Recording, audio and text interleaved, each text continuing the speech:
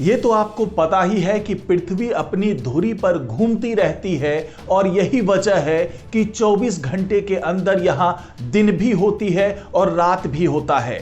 लेकिन क्या ये आपको पता है कि पृथ्वी के अंदर जो इसका कोर है, जो इसका केंद्र है, वो भी घूमता रहता है। तो आपको मैं बता दूं कि ये जो कोर है, इसका घूमना बंद होने वाला है। ये एक छोटा सा ब्रेक लेगा और उस ब्रेक के बाद ये उल्टी दिशा में घूमना शुरू कर देगा। और इसके लिए बहुत ज्यादा इंतजार नहीं करना है, बल्कि 17 साल बाद ऐसा होने जा रहा है। तो उसके बाद क्या होगा, पृथ्वी पर हालात कैसे होंगे, क्या यहां पर कोई बदलाव होगा, क्या यहां पे प्रलय आएगा, आफत आएगी, ये तमाम जानकारी मैं आपको इस वीडियो में देने वाला हूं। तो इस वीडियो में आखिर तक बने रहिए। नमस्कार, मैं हूं डॉक्टर सुरजीत सिंह और आप देख रहे हैं महना मिस्ट्री। तो दोस्तों, जैसा कि आपको पता ही है कि हमारी पृथ्वी के अंदर एक कोर है, एक केंद्र है, जिसके कारण पृथ्वी पर गुरुत्वाकर्षण बल है, जिसके कारण पृथ्वी पर मैग्नेटिक फील्ड डेवलप होता है। लेकिन अब यही कोर जो है वो घूमना बंद करने वाला है, यानी कि ये घूमना कुछ देर के लिए बंद कर देगा और उसके बाद ये उल्टी दिशा में घूमना शुरू कर देगा। ये बेहद चौंकाने वाली जानकारी वैज्ञानिकों ने दी है और उन्होंने और भी कई बातें बताई है जिसको सुनकर आप भी हैरान होने वाले हैं। तो क्या चीजें होंगी इसके कारण, वो तमाम जानकारी मैं आपको इस वीडियो में दे रहा हूं। तो ये वीडियो आपको अच्छा लगे तो इस महना मिस्ट्री चैनल को सब्सक्राइब कीजिए और बेल आइकन का बटन जरूर दबा दीजिए। तो दोस्तों, अब मैं आपको बताता हूं कि वो बदलाव क्या होने वाला है और किस तरीके से पृथ्वी का केंद्र यानी इसका कोर रुकने वाला है। तो आपको बता दें कि जो पृथ्वी का केंद्र है वो गर्म और ठोस लोहे का एक गोला है, एक अंदरूनी गोला है, जिसके कारण धरती का मैग्नेटिक फील्ड और गुरुत्वाकर्षण बल बनता है, जैसा कि मैंने आपको बताया। और ऐसा केंद्र के एक दिशा में घूमने की वजह से होता है।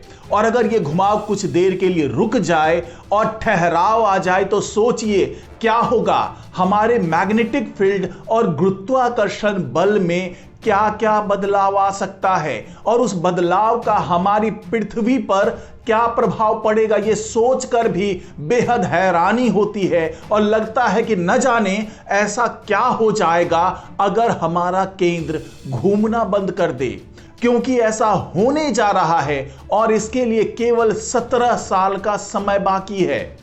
तो क्या जब केंद्र घूमना बंद कर देगा तो धरती पर भयानक भूकंप आएंगे, गुरुत्वाकर्षण शक्ति खत्म हो जाएगी या मैग्नेटिक फील्ड पलट जाएगी? यही वो तमाम सवाल हैं जिसको जानने की कोशिश हम करेंगे इस वीडियो में। तो सबसे पहले मैं आपको बता दूं कि ये जो खोज किया है वैज्ञानिकों ने और जो भूकंप विज्ञानी हैं, उन्होंने मिलकर ये खोज किया है कि धरती का कोर अपने घूमने की दिशा में बदलाव करने वाली है और उससे पहले ये एक छोटा सा ब्रेक लेगा, यानी घुमाव थोड़ी देर के लिए रुक जाएगा। और वैज्ञानिकों ने बताया कि धरती के केंद्र का घुमाव ऊपरी सतहों की स्थिरता को तय करता है। आपको बता दें कि साल 1936 में डच भूकंप विज्ञानी इंगे लेहमैन ने इस केंद्र को खोजा था और यह बताया था कि धरती लिक्विड आउटर कोर एक ठोस मेटल बॉल के चारों तरफ लिपटा हुआ है, यानी इनर कोर के चारों तरफ। तब से पृथ्वी के केंद्र ने वैज्ञानिकों को हैरान परेशान कर रखा है और वैज्ञानिक ये मानते हैं कि ये एक बेहद विचित्र घटना है कि गर्म लोहे की गेंद धरती के केंद्र में घूम रही है। और जैसा कि वैज्ञानिकों ने बताया, उसके मुताबिक धरती की उम्र के मुताबिक इस केंद्र को थोड़ा ठंडा होकर क्रिस्टलाइज होने की घटना कुछ करोड़ साल ही पुरानी है और पृथ्वी के केंद्र को आसानी से पढ़ा नहीं जा सकता, वहां से सैंपल लेना भी मुश्किल है। लेकिन भूकंपों से निकलने वाली तरंगे और शीत युद्ध के समय किए गए परमाणु टेस्ट पृथ्वी के केंद्र को प्रभावित करती आई है और उससे उसके बारे में भी पता चलता है। साथ ही होने वाली बदलावों की स्टडी करने में मदद भी मिलती है।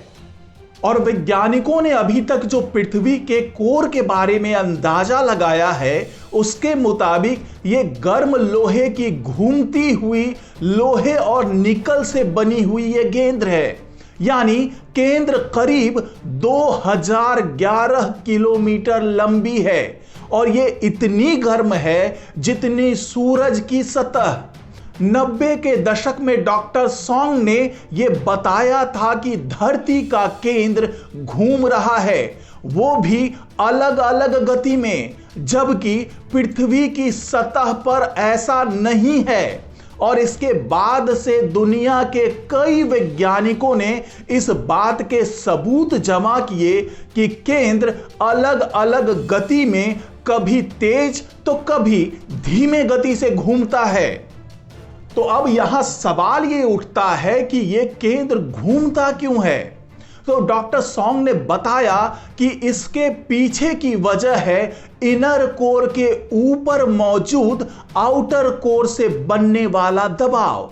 और लिक्विड आउटर कोर ठोस लोहे को अपनी तरफ खींचता रहता है और इससे निकलने वाली तरंगे मेंटल को हिला देती है, जिससे ताकतवर गुरुत्वाकर्षण बल पैदा होता है और यही शक्ति इनर कोर के घुमाव को धीमी करती है। डॉक्टर सॉन्ग की स्टडी के मुताबिक आउटर और इनर कोर की लड़ाई के चलते हर 70 साल में केंद्र के घुमाव की दिशा में बदलाव आता है। इस पूरे मामले को इस तरीके से समझा जा सकता है कि मान लीजिए 1970 के शुरुआत में धरती की सतह की तुलना में इनर कोर नहीं घूम रहा था, लेकिन धीमे धीमे वो पूर्व की दिशा में घूमने लगता है। उसकी गति भी बढ़ने लगती है, सतह की गति से भी ज्यादा स्पीड में, लेकिन फिर उसकी गति में कमी आने लगती है और इनर कोर 2009 से 2011 के बीच एक ब्रेक लेता है। लेकिन यह ब्रेक बेहद छोटा सा होता है, गति एकदम कम हो जाती है, रुक जाती है, फिर वो धीमे से सतह की तुलना में पश्चिम दिशा में घूमने लगती है। अब इस हिसाब से इनर कोर साल 2040 के आसपास फिर से पूर्व की ओर घूमना शुरू करेगा, यानी धरती के पूर्व और पश्चिम दिशा के बीच होने वाले घुमाव में रुकावट और बदलाव आज से 17 साल बाद आएगा। हाँ, इससे कोई प्रलय नहीं आएगा, बल्कि इससे क्या क्या बदलाव होंगे वो मैं आपको बताता हूं। तो 17 साल के बाद एग्जैक्टली होगा क्या? क्योंकि जो चीजें आपने सुनी और जो वैज्ञानिकों ने बताया है हमें, उसे सुनकर ऐसा लगता है कि हो सकता है धरती फट जाए, प्रलय आ जाए, लेकिन ऐसा कुछ भी नहीं होने जा रहा है, बल्कि इस घुमाव के कुछ सेकेंड्स के रुकने और दूसरी दिशा में बदलने से पृथ्वी की सेहत पर कोई भी असर नहीं पड़ने वाला है।